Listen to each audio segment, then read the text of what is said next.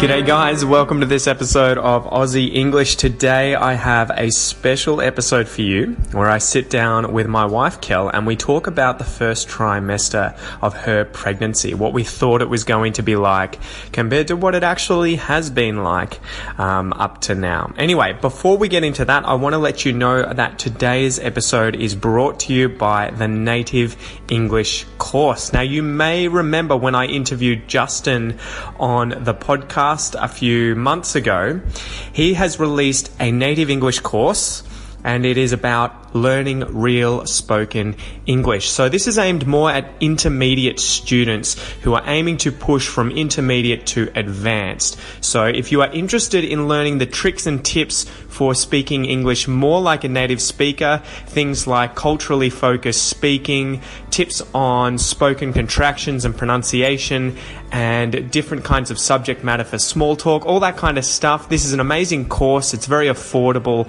and you will save 15% with the coupon Aussie if you go to lingova.com.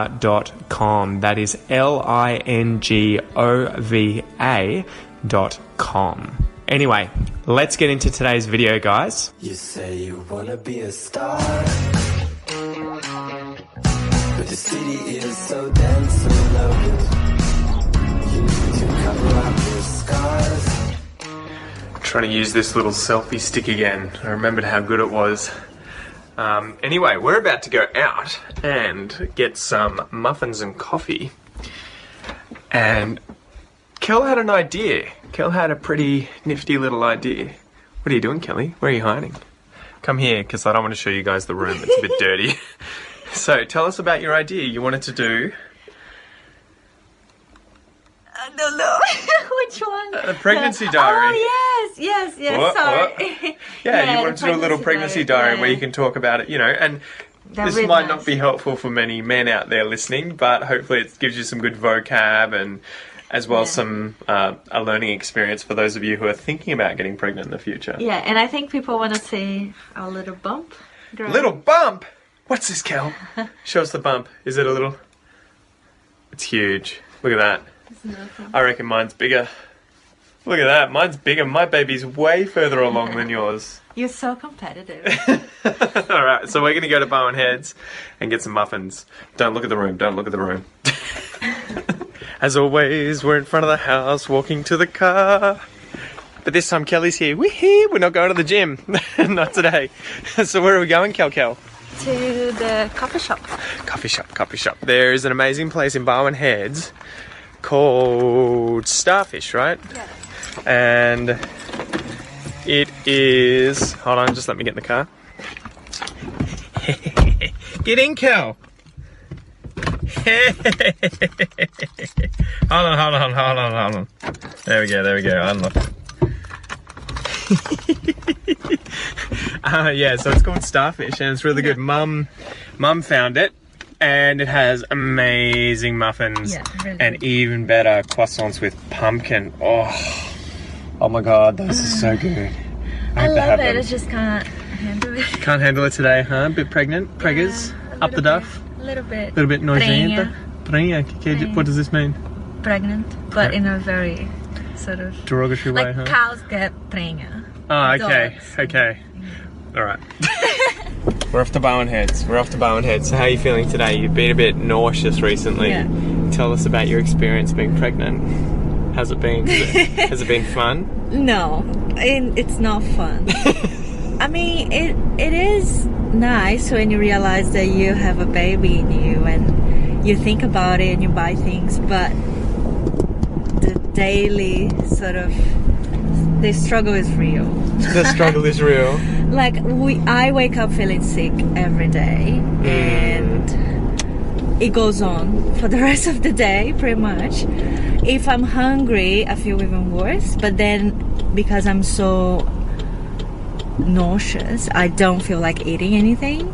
And even my favorite things like cheese or pasta, like, I just don't feel like having any food. That's the weird thing, I think, because you love those foods and you were eating them like an animal before you got pregnant, but now you're just like, Do you think like, what's putting you off them? Is it the idea of what they taste like, the smell of them, the textures? Is there some specific aspect, or you just don't feel like eating that food now? I know some women get really sick, like with smells and textures. I've been reading about it, but for me personally, it's just I don't feel hungry.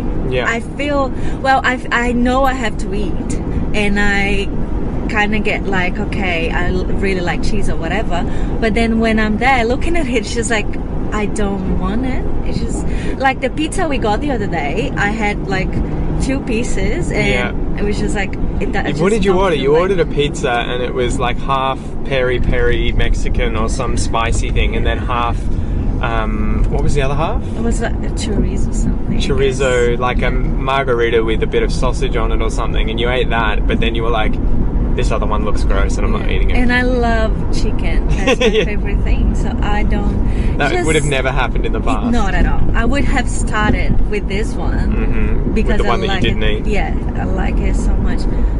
I don't know. It's just that's the most weird thing that's happening. The rest is just fine. Like, I'm not putting on a lot of weight yet.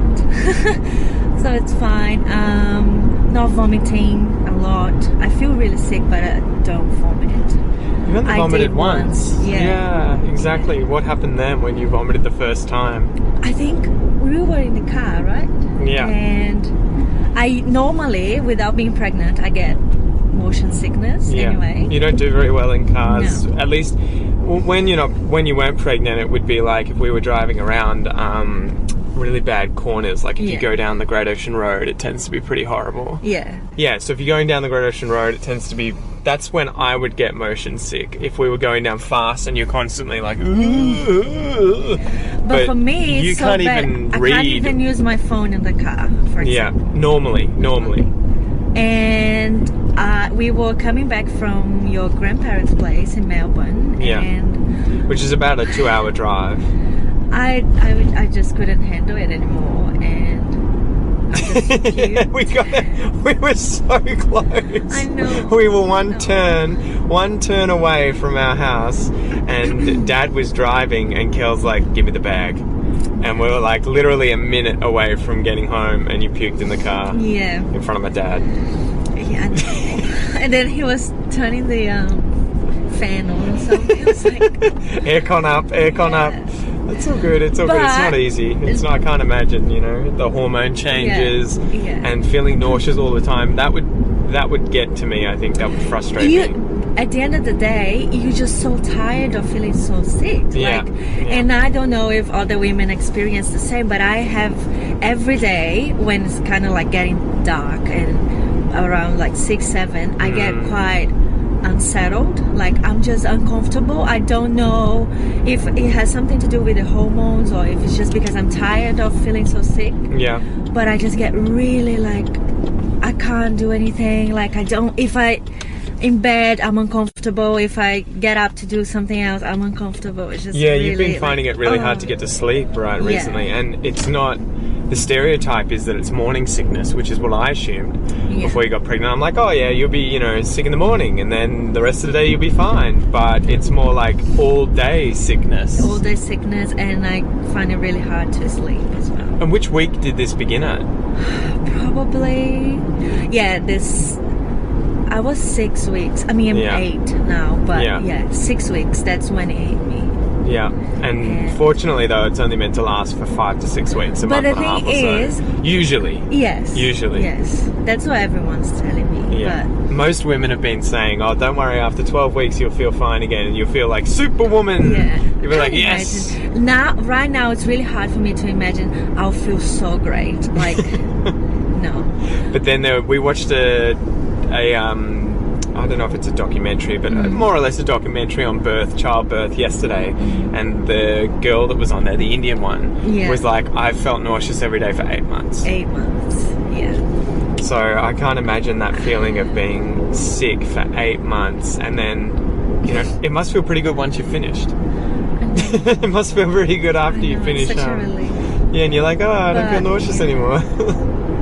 But everyone is telling us that, after those first weeks, something, you know, happens and you just feel great. Even your mom saying that you feel like you can do anything. So I'm really looking forward to feeling like that, because right now it's just really bad. So how do you think it's changed your life, your day-to-day routine at the moment? If you weren't pregnant, what would you be doing that you currently can't do? I would probably be having a lot of soft cheese. No, but honestly, it's hard because I know there's something happening inside me, but you don't feel much different, like physically speaking. Yeah. You know, you feel sick and you feel, you know, moody, or something happens and you just remember, oh yeah, I'm pregnant. But you look at yourself in the mirror and you're just like, I'm the same. And you don't realize how much you're gonna change, like with your personality and stuff.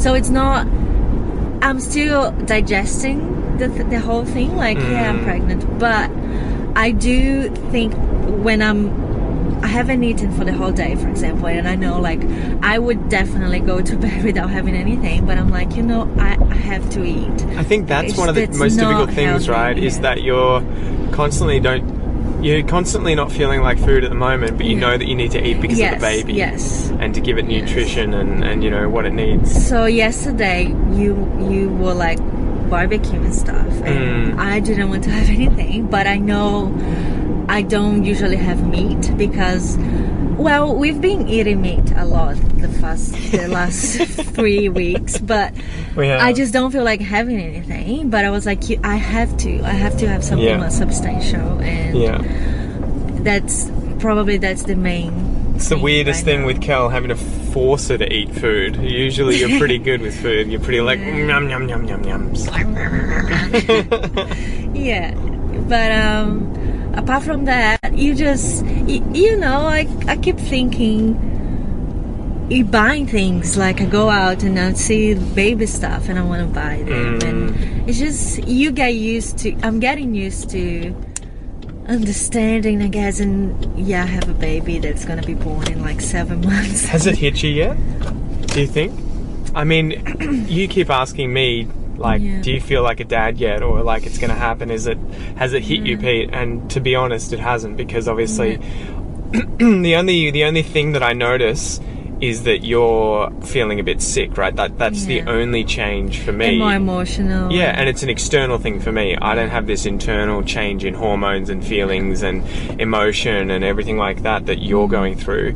But has it properly hit you yet that you will have this parasite baby crying and keeping you awake, and you know, eventually leading you to be an amazing parent in 7 months from now? Has that hit really you yet? Like, maybe I'm just not conscious about it. Like, if I wasn't pregnant, I would be like, let's travel, let's do, you know, other things. But it's really fine for me to be like, I can't do that. I can't just, you know, decide. I can't just go away and do other things, because I have to. Very soon I'll have a baby and I have to take care of him or her. But I think it's a very subtle change. You get used to it, and I'm sure when I have a big belly and the baby's moving, and I'll feel more like a parent. But at the same time, I'm reading a lot of things about parenting, so I'm trying to get, you know, ready. Up your skills. Yeah, because that scares me more than the pregnancy. I think being a parent and educating someone kind of scares me. Yeah, we are almost here. I just have to do a U-E and I'll park behind this car. There we go, this is a little better. Used to be, say you had to take the chance, even though you got arrested. How's it going? Can I grab a large cappuccino? Takeaway. And what about you, Kel? Hot chocolate. And a small hot chocolate. Alright. And I might grab... What do you reckon of all these muffins, Kel? What are you going to go? I might grab the dark chocolate berry one for me, please, man.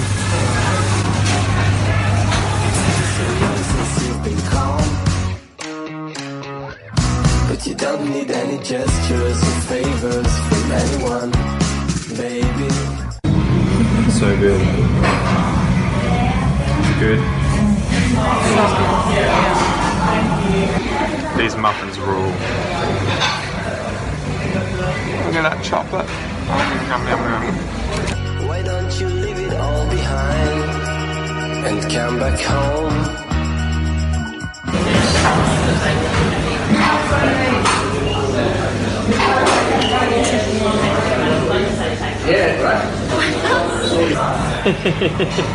Oh, yum, yum, yum, yum, yum, yum, yum, yum, yum. Tasty? Yeah. And a cappuccino. Man, looking forward to this. Nice and hot. Just like it used to be.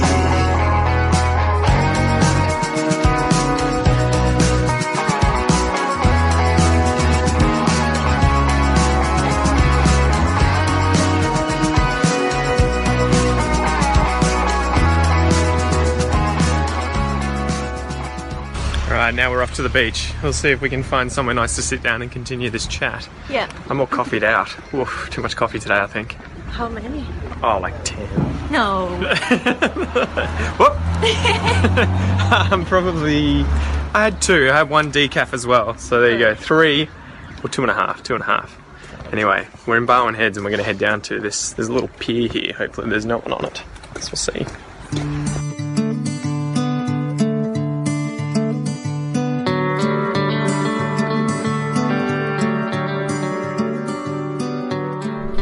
So how's it been? What did you expect before getting pregnant, Kel?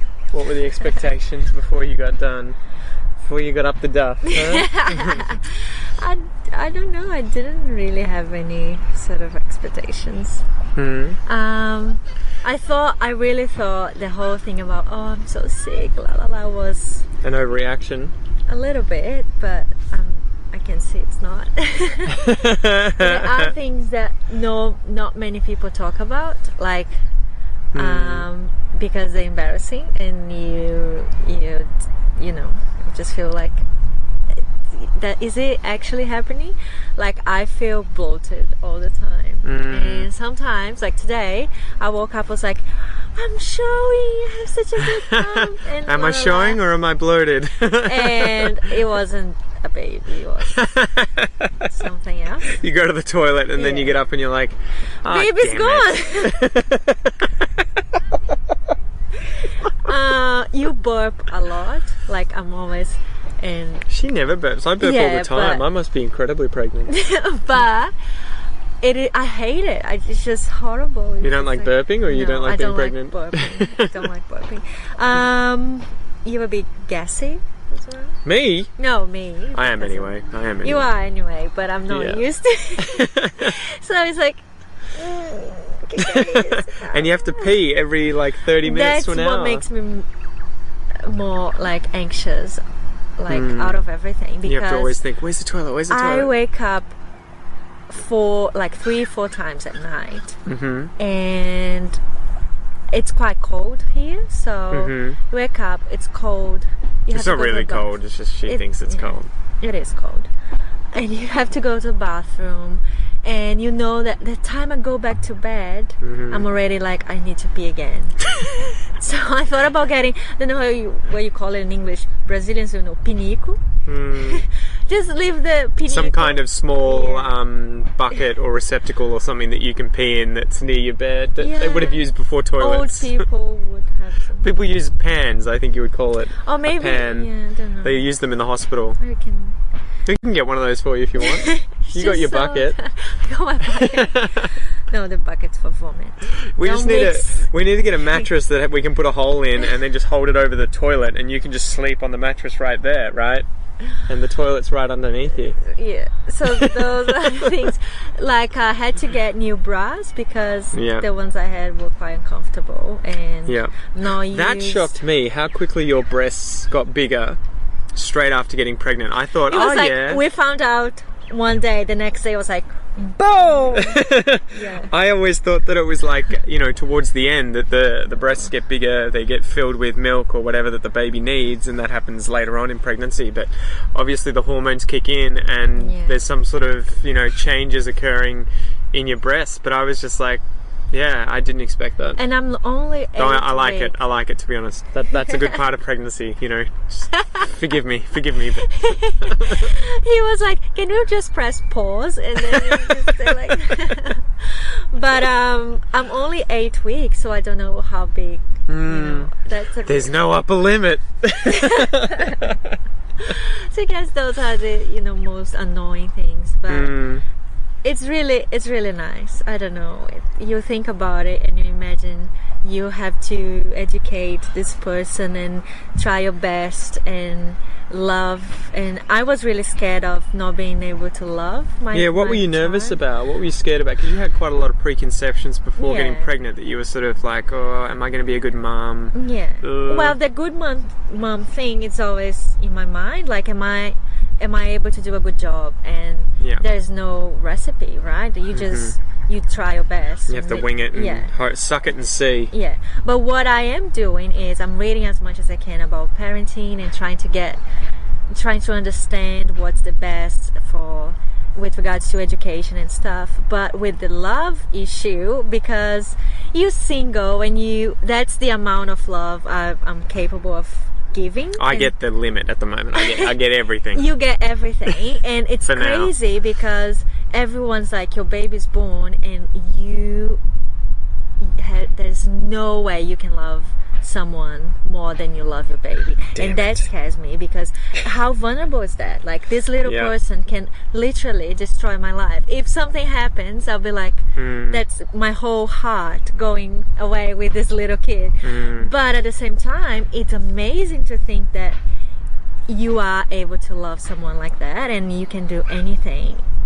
Well, that's what I kept saying to you the whole time. You kept saying, how am I ever going to love someone as much as I see everyone loving their children? And I say, I think it's naturally going to occur, and two, I think it's the kind of thing that's going to develop as you get through your pregnancy. You have this thing inside you that you're developing a bond with, and then when it's born, it's just going to... With your niece, for example. Yeah. I really love her. Like, I spend time with her. She's the cutest babe ever, and I feel connected. And I'm like, how can I think I will not love my baby? That's what I said. I'm like, you already like my niece so much. Imagine what you're going to feel for your own child. So that was a big thing that you were worried about to begin with, I think. But it's much better now. But it was before getting pregnant. I was like scared of not being able to care and to love. But nature works fine, and you just do it. That's it, exactly. And so what about parenting? You've been learning a lot about that recently. What are the do's and don'ts that you think you've sort of come across? That's hard, because there's no, as I said, there's no recipe, right? There's no right answer. Yes, you shouldn't expect to, I will apply those rules and tips and my baby will be the best child, on earth.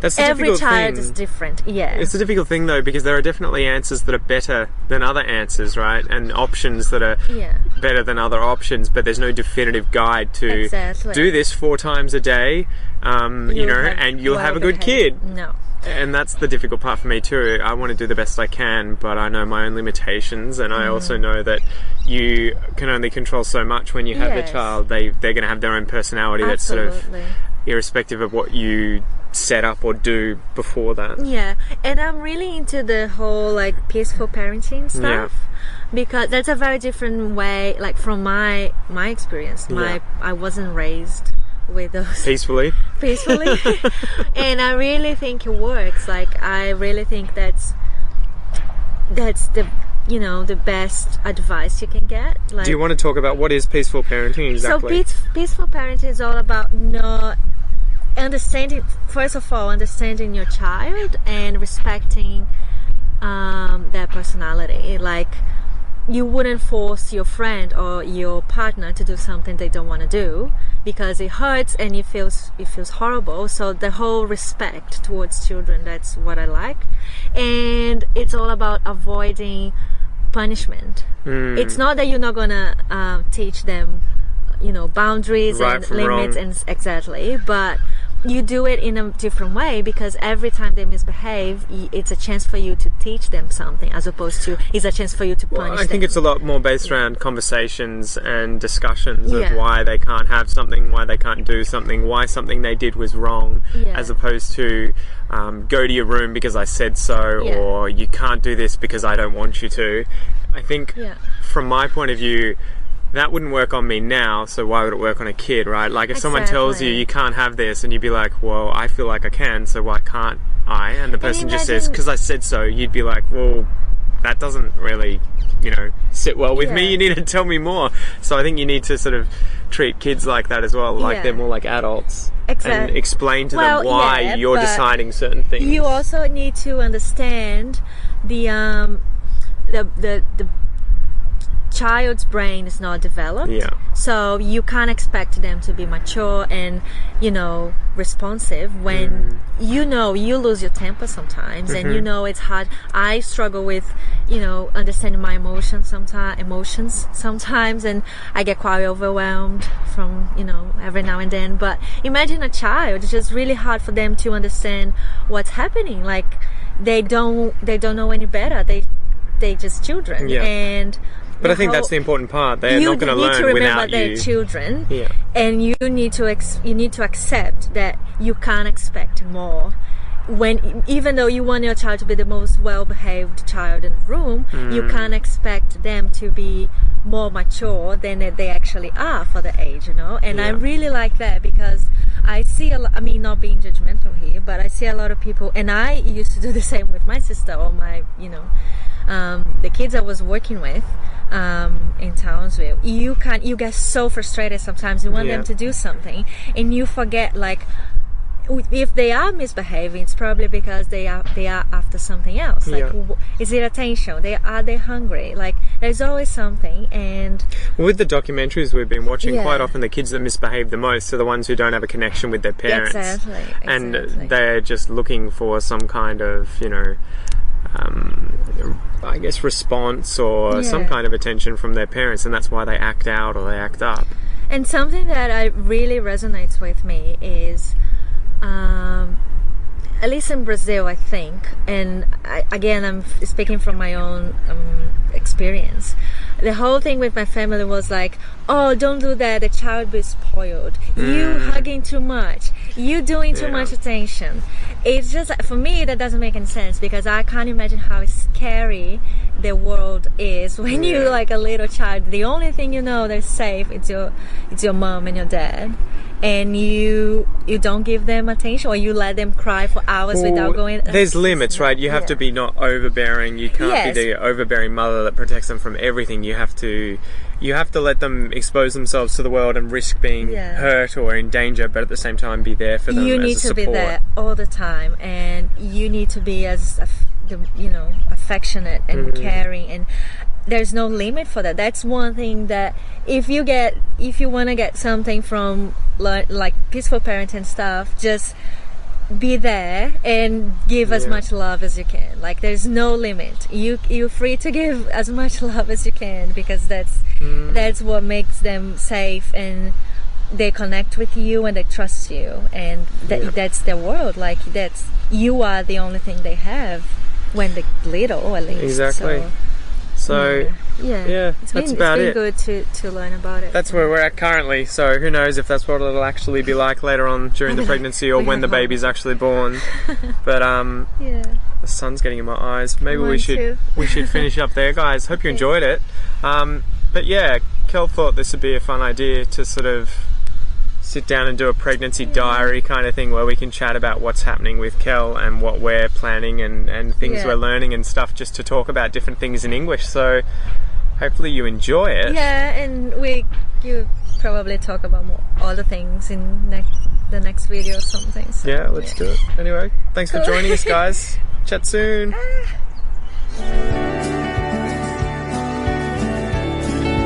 Good job, guys. Well, I hope you enjoyed that episode today. If you guys are planning on having a child down under, maybe you're currently in the process of having a child, or maybe you've already had one, I hope that episode was helpful and gave you lots of vocabulary and expressions things that you can use when talking about these topics. That's the whole point. That's why I like sharing this kind of information. Even though it's a bit of my private life and Kel's private life, I feel like it's helpful for you guys. So I hope you liked it. Just remember too, guys, that today's episode was brought to you by the Native English course. Go to lingova.com. That is lingova.com and sign up with the coupon Aussie to save 15% and get your English from intermediate to advanced if you are an intermediate English learner. Anyway, thanks for joining me today, guys, and I'll chat to you soon. Peace out.